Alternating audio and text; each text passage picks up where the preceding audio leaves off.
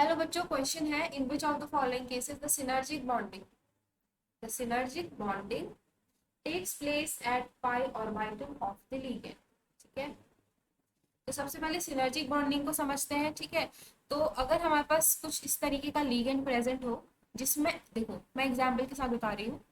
अगर हमारे पास एक न्यूट्रल लिगेंड प्रेजेंट है जो कि मेटल से कनेक्टेड है, राइट, और उसके साथ फॉर एग्जांपल कार्बोनिल प्रेजेंट है। ठीक है, हम फॉर एग्जांपल बोल रहे हैं कार्बोनिल प्रेजेंट है। कार्बन के पास इलेक्ट्रॉन्स होते हैं मेटल को डोनेट करने के लिए, तो क्या करता है, ये मेटल के साथ सिग्मा बॉन्ड फॉर्मेशन करता है। ठीक है, मेटल के साथ ये सिग्मा बॉन्ड फॉर्मेशन करता है। इस ये जो लिगेंड है अपने इलेक्ट्रॉन्स को मेटल को डोनेट करता है, राइट। तो मेटल के पास जो इलेक्ट्रॉन प्रेजेंट रहते हैं बच्चों, मेटल के पास जो इलेक्ट्रॉन प्रेजेंट रहते हैं और जो कार्बन है, ठीक है, कार्बोनिल कार्बन, उस पे प्रेजेंट है, इसका जो पाई एंटी बॉन्डिंग है वो क्या है, वैकेंट है। ठीक है, और मेटल के पास इलेक्ट्रॉन्स प्रेजेंट रहते हैं। तो सिग्मा बॉन्डिंग करने के बाद ये जो इसके इलेक्ट्रॉन्स होते हैं ना, ये बैक पाई बॉन्डिंग के थ्रू इसके इलेक्ट्रॉन्स पाई एंटी बॉन्डिंग में जाते हैं। ठीक है, सबसे पहले क्या हो रहा है, कार्बन के इलेक्ट्रॉन्स मेटल के वैकेंट डी ऑर्बिटल से क्या कर रहे हैं, बॉन्ड फॉर्मेशन कर रहे हैं। देन मेटल के पास जो इलेक्ट्रॉन्स प्रेजेंट है वो कार्बन के पाई एंटी बॉन्डिंग में जो कि वैकेंट है उसमें इलेक्ट्रॉन्स डोनेट कर रहे हैं। ठीक है, इतना क्लियर है। तो इसका मतलब इसको हम बोलते हैं Spectator ligand, right.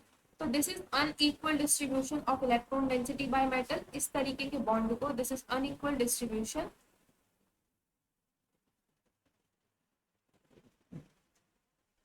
Unequal distribution of electron density,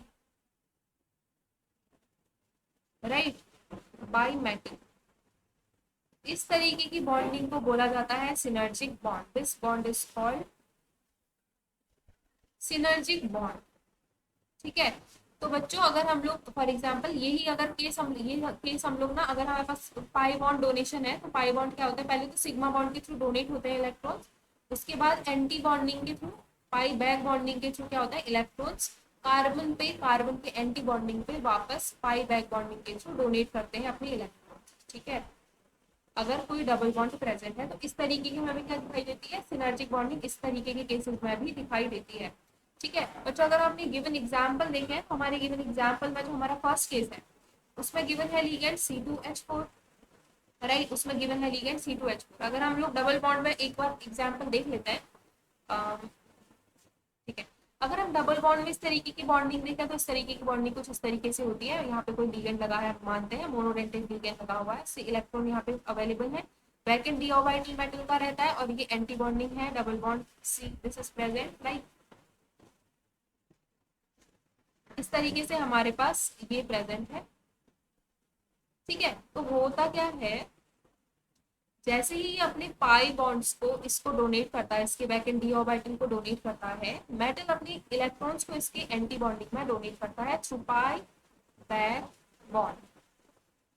ठीक है, बस हमें ये देखना है इन अपनी गिवन ऑप्शंस में से इस तरीके के कौन से लिगेंड्स प्रेजेंट है जो इस तरीके की बॉन्डिंग शो कर सकते हैं। ठीक है, तो अगर अपना ऑप्शन फर्स्ट देखें, इसमें C2H4 प्रेजेंट है, यानी कि डबल बॉन्ड रहता है C2H4 में, C2H4 यही एग्जाम्पल है। अगर इसमें हमारे पास डबल बॉन्ड C है, ये हो जाएंगे H, तो यानी कि ये क्या करेगा, पहले पाई इलेक्ट्रॉन्स को डोनेट करेगा, उसके बाद पाई बैक बॉन्डिंग से इलेक्ट्रॉन्स एक्सेप्ट करेगा, तो ये करेक्ट हो जाएगा।